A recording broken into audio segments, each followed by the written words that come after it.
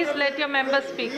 Akhilesh Prasad ji, महोदय, you have only 5 minutes. कृषि मंत्री जी के भाषण के बाद ऐसे ही पूरा सदन और तनाव में चला गया। एक तरफ किसान परेशान, सीमाओं पर डटे हैं लाखों की संख्या में, और इधर जो भी किसानों के पक्ष में बोलता है, भारतीय जनता पार्टी के लोग और सरकार के तरफ से लोग उनको बोलने नहीं देते हैं। मैं चाहता हूं, ऐसा कभी नहीं हुआ, अभी हो रहा था।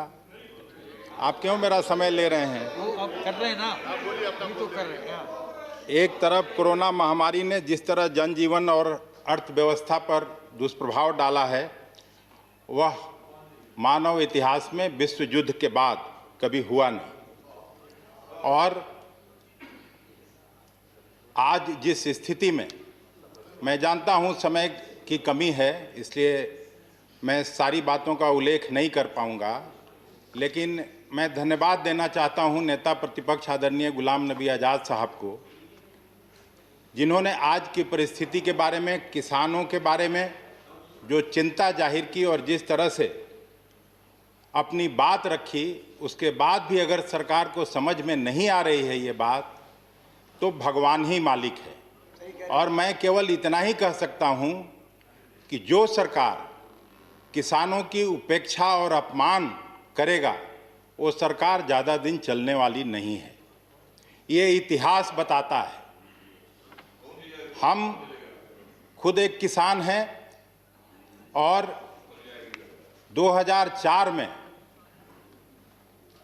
कृषि महकमे का काम भी देखता था। सरकार में रहते हुए आदरणीय शरद पवार साहब मेरे बड़े सहयोगी थे, वरिष्ठ सहयोगी थे। वो कार्यकाल भी मैं देखा, और उस कार्यकाल में शरद पवार जी पूर्व के सारे, जब बजट पास होता था, कृषि विभाग पर कोई चर्चा होती थी, तो सारे कृषि मंत्री को बुलाते थे। स्वर्गीय चतुरानंद मिश्र जी को मैं देखा उनसे बात करते हुए। राजनाथ सिंह जी जो अभी आपके साथ मंत्री हैं, वो कृषि मंत्री रहे थे अटल बिहारी वाजपेयी जी के साथ, उनको बुलाते थे। स्वर्गीय बलराम जाखड़ साहब को बुलाते थे, प्रकाश सिंह बादल साहब को बुलाते थे, देवेगौड़ा जी को बुलाते थे। सबसे चर्चा करते थे, खुले तौर पर चर्चा करते थे। और पहली बजट में आदरणीय मनमोहन सिंह जी ने सभी किसान संगठन के लोगों को बुलाकर और बात किया था। और मैं फक्र के साथ कह सकता हूं, आपकी तरफ से बार बार ये 1.5 गुना आमदनी की चर्चा होती है, लेकिन जिस समय मैं मंत्री था,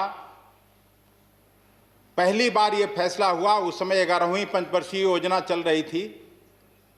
पहली पंचवर्षीय योजना से लेकर 11वीं पंचवर्षीय योजना तक पर अगर प्रकाश डाला जाए, तो कभी भी 10 रुपये, 20 रुपये, 50 रुपये प्रति क्विंटल भले ही बजट में एमएसपी के लिए बढ़ोतरी होती थी। और हमको अच्छी तरह से याद है कि स्वर्गीय वाजपेयी जी के प्रधानमंत्रित्व काल में जिस धान का कीमत 550 रुपये प्रति क्विंटल था, उसको मनमोहन सिंह जी के नेतृत्व वाली सरकार ने सीधे 1100 रुपये प्रति क्विंटल करने का काम किया था। सीधा दुगना करने का काम हुआ था। जो 620 रुपये प्रति क्विंटल गेहूं का कीमत था, उसको हम लोगों ने 1240 रुपये प्रति क्विंटल करने का काम किया था। और केवल यही नहीं, वाजपेयी जी के प्रधानमंत्रित्व काल में बैंकों से किसानों को इंटरेस्ट मिलता था 10% पर, और जो पूंजीपति और व्यवसायी लोग जब गाड़ी खरीदने जाते थे तो उनको मिलता था 8% पर ऋण। 8% पर। आप शायद उस समय हाउस में नहीं थे उस वक्त। So honorable member, you'll have to start concluding. Pawar साहब ने ये बात कह के और सीधे उसको 6% पर पहले लाने का काम किया, और अब 4% पर है। मेरा कहने का मतलब ये है, कांग्रेस पार्टी शुरू से किसान और खेती मेरी पार्टी की प्राथमिकता रही है, प्रतिबद्धता रही है। और हम आपको कहना चाहते हैं, कुछ साथी, हम जानते हैं समय कम है। Honorable member, you'll have to conclude now. Why should I have to conclude? Because your time is over. मैं बिहार से Your आता time हूँ, is over. क्या करूँ? बिहार से आता हूँ।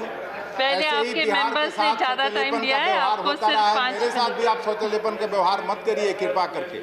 Sir, मेरे एक विद्वान sir, the साथी time doesn't allow me, RCP साहब unfortunately. अपने भाषण में The other members have taken more time, so he has अपने lost on भाषण- his time. देखिए हमारे पास तो कोई बिजनेस आज का है खत्म नहीं। मेरे करके यहाँ गए। 5 मिनट है, मेरा which is पहला राज्य over. है बिहार, जहां एपीएमसी एक्ट सबसे पहले नीतीश कुमार जी ने समाप्त किया था, और आज वहां 1 एकड़ में किसानों की आमदनी कितनी है?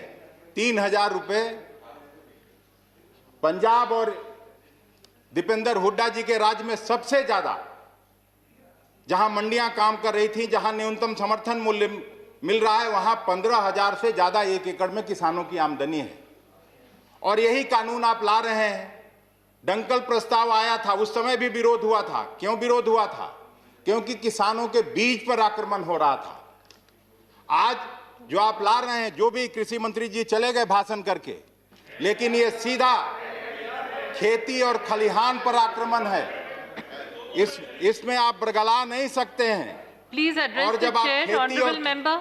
Please address the किसान chair. पर And you will have आक्रमण to start करेंगे तो concluding. किसान खड़ा होगा। और इसी का जिक्र किया था उस दिन। पिछले बार भी जब आपकी सरकार थी तो आप लैंड एक्विजिशन बिल लाए थे, जमीन अधिग्रहण का बिल लाए थे, और उस समय भी जब किसान खड़ा हुआ तो आपको बिल वापस लेना पड़ा था। आप अहंग और अहंकार की लड़ाई कांग्रेस पार्टी से जरूर लड़िए, विपक्ष की पार्टियों से जरूर लड़िए। हो सकता है राहुल गांधी जी ने पहले ट्रैक्टर रैली कर लिया हो पंजाब में, उनसे आपको समस्या हो सकती है।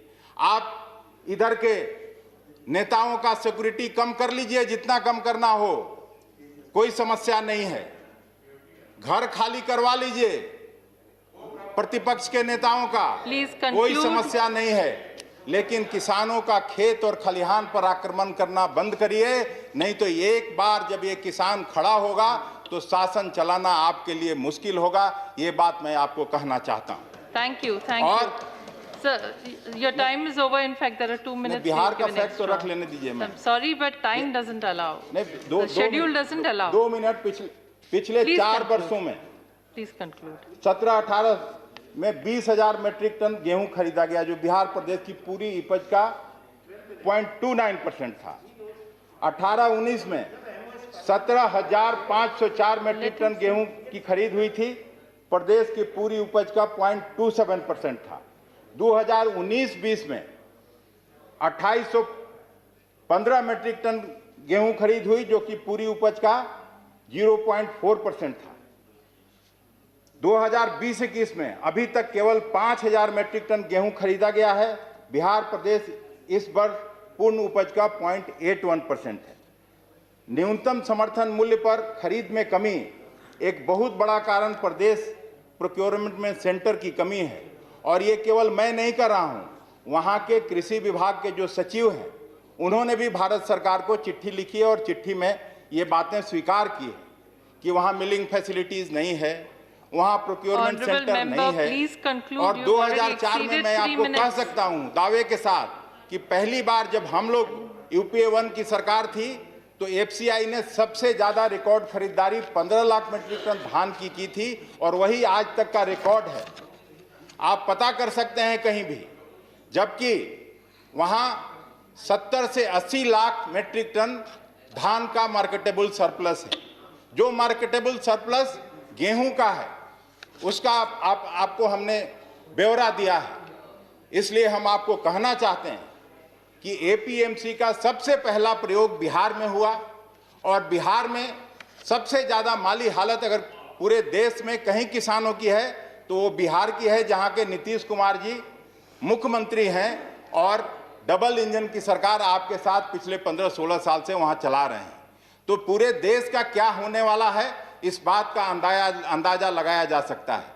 अंत में आप भाषण कितना भी कर लीजिए, लेकिन वास्तविकता से नहीं भाग सकते, और वास्तविकता यही है कि किसान आपकी मंशा और मंसूबा अच्छी तरह से समझ चुके हैं, और इसीलिए लाखों की संख्या में दिल्ली को घेरा और डेरा डालकर बैठे हुए हैं और जब तक इन तीनों किसानों बिलों को आप वापस नहीं लेंगे तब तक किसान हटने वाले नहीं हैं, वो वैसे ही डटे रहेंगे और हम उनके सपोर्ट में हैं। और पूरा 16 पार्टी उस समय भी जब आप कानून ला रहे थे, चर्चा कर रहे थे, तब भी हमने कहा था।